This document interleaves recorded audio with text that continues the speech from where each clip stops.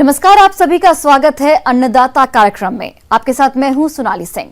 हमारे देश के किसान जन का पोषक है, वह श्रम का देवता है, अन्नदाता है।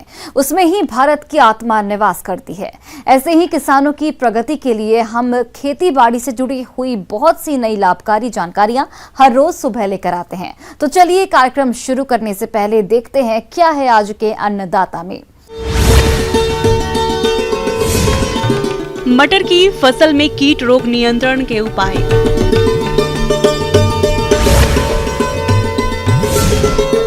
बैकयार्ड मुर्गी पालन करके कमाए अच्छी आय।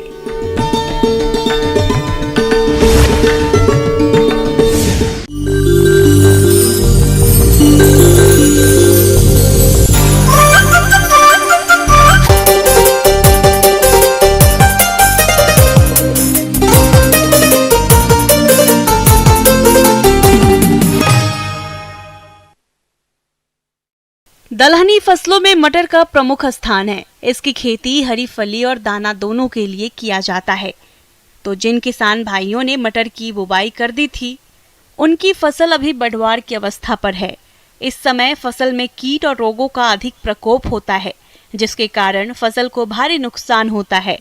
इसलिए इन कीट रोगों की समय पर पहचान कर नियंत्रण कैसे करें, इसकी जानकारी लेते हैं विषय विशेषज्ञ अशोक कुमार शर्मा से।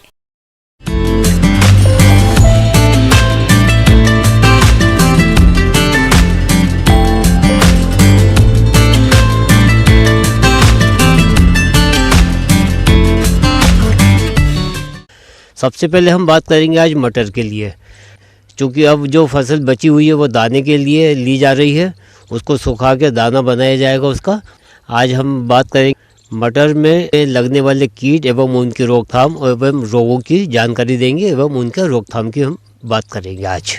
मटर की फसल को कीट और रोग बहुत अधिक नुकसान पहुंचाते हैं, जिसकी वजह से फसल कमजोर हो जाती है और उत्पादन में भारी गिरावट आती है। इसलिए किसान भाइयों कीट और रोगों की समय पर पहचान कर नियंत्रण करें। इस फसल के अंदर भी वर्तमान समय में मौसम के उतार चढ़ाव के अनुसार ये देखा गया है कि अभी फली छेदक का कीट का इसमें प्रकोप हो रहा है।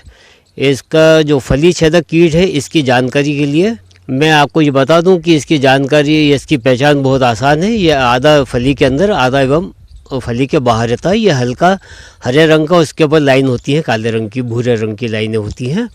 तो इस कीट के नियंत्रण के लिए हमको क्या करना चाहिए कि पूरे खेत में टी आकार की, अंग्रेजी का टी शब्द होता है, उस आकार की या वी शेप की कोई भी हमको डंडियाँ जगह जगह लगा देना चाहिए पूरे खेत में, जिस पे कि चिड़िया बैठे और इन इल्लियों को खा जाए, ताकि इनका एक नियंत्रण हो सके। प्रकाश प्रपंच आसानी से बाज़ारों में उपलब्ध होता है।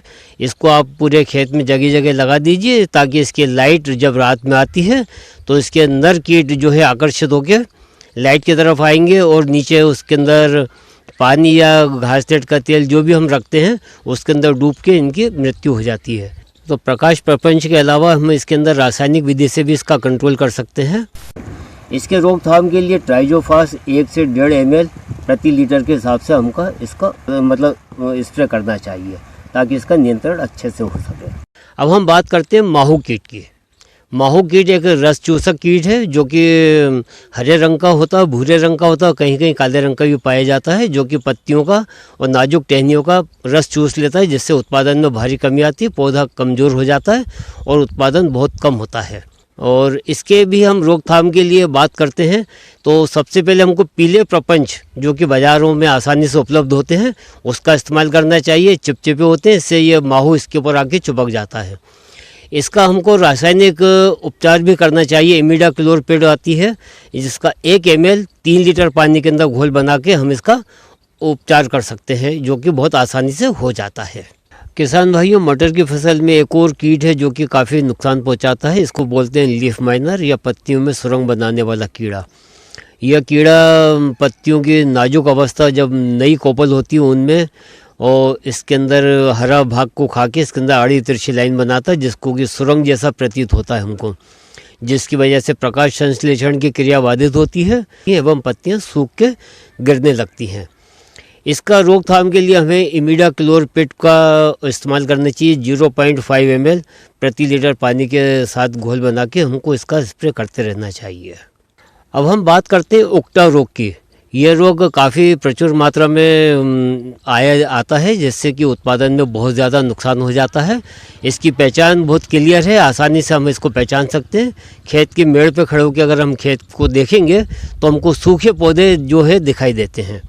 हमें सबसे पहले इसका नियंत्रण करना चाहिए कि सूखे पौधों को उखाड़ के खेत के बाहर किसी गड्ढे में दबा देना चाहिए। इसके रोकथाम के लिए हमको ट्राइकोडर्मा का भी उपयोग करना चाहिए। ट्राइकोडर्मा को हम डायरेक्ट खेतों में भी डाल सकते हैं या गोबर की खाद के साथ मिला के भी हम अपने खेतों में दे सकते हैं, जिससे इस रोग पे काफ़ी हद तक नियंत्रण किया जा सकता है। इसके लिए हमको रोग रोधी किस्मों का चयन करना चाहिए, बीज उपचार करना चाहिए एवं फसल चक्र का हमको उपयोग करते रहना चाहिए, ताकि ये रोग बार बार हमारे यहाँ ना आए। इसके अलावा इसमें जो गंभीर एक रोग लगता है वो होता है पाउडरी मिल्ड्यू। पाउडरी मिल्ड्यू को हम जब खेत के बाहर खड़े होकर खेत की तरफ देखते हैं तो हमको भूरे रंग के या सफ़ेद रंग के पाउडर पौधों के ऊपर छिड़का हुआ दिखाई देता है। ऐसा लगता है कि किसी ने इसमें पाउडर लगा दिया है। इस रोग की गंभीरता का आप इससे अंदाज लगा सकते हैं कि पौधा कमज़ोर हो जाता है। इसमें प्रकाश संश्लेषण की क्रियाएं बाधित होती हैं, जिससे कि पौधा अपना भोजन नहीं बना पाता है, और जब भोजन नहीं बनाएगा तो पौधा कमज़ोर होता है एवं उत्पादन में काफ़ी कमी आ जाती है। इस रोग से फसल को अधिक नुकसान होता है। नम और बादल युक्त वातावरण में यह रोग अधिक तेजी से फैलता है, जिसके कारण तने और पत्तियों पर सफेद चूड़ जम जाता है। रोकथाम के लिए ठंडा एवं नम वातावरण होते ही एक छिड़काव फफूंदी नाशक दवा का कर देना चाहिए। यदि लक्षण फिर भी दिखाई दे तो 15-15 दिन के अंतराल पर छिड़काव अवश्य करते रहना चाहिए। इसके रोकथाम के लिए हमको गंधक का उपयोग करना चाहिए, जो कि पानी में घुलनशील आती है। 3 ग्राम गंधक प्रति लीटर पानी में घोल के हमको इसका स्प्रे करते रहना चाहिए। दूसरी दवा है सल्फेक्स।